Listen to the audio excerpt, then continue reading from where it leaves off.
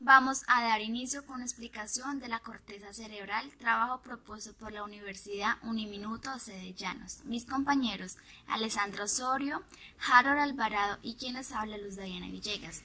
Ahora bien, entremos en materia. ¿Qué es la corteza cerebral?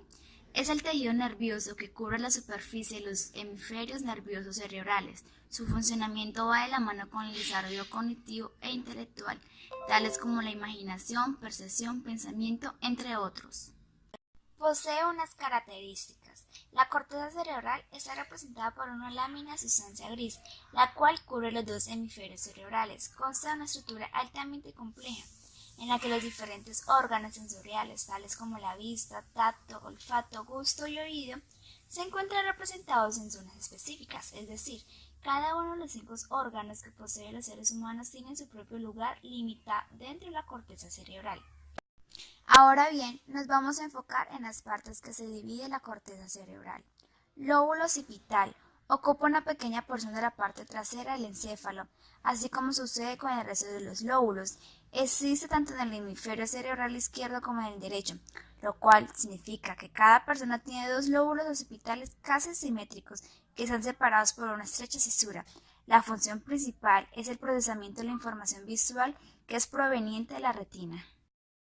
Por otro lado, nos encontramos con el lóbulo frontal, que se relaciona con el control de los impulsos, el juicio, la producción del lenguaje, la memoria funcional, funciones motoras, comportamiento sexual, socialización y espontaneidad.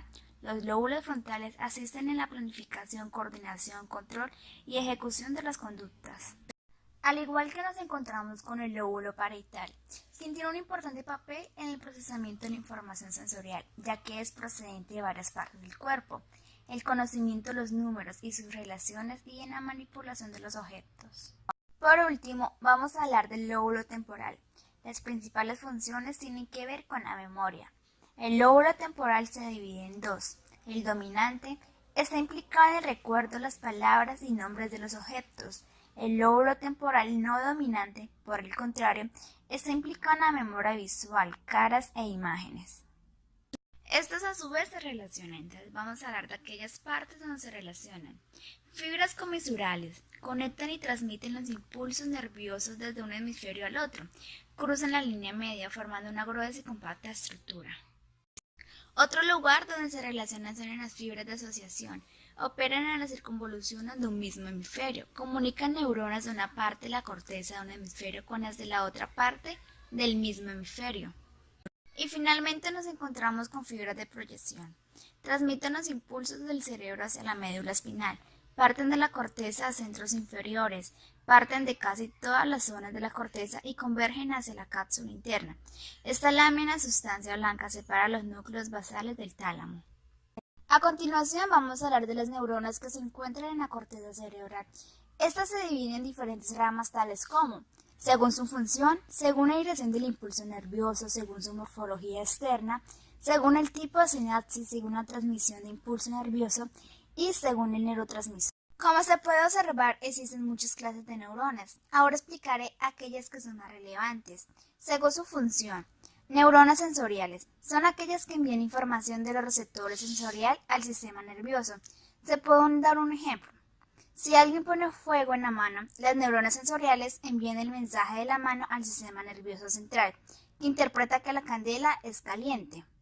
Neuronas motoras. Este tipo de neuronas envían información desde el sistema nervioso central a los músculos esqueléticos. Interneuronas se conecta con otras neuronas, pero nunca son receptores sensoriales o fibras musculares. Otra que tiene mayor relevancia son aquellas de acuerdo a la dirección del impulso nervioso.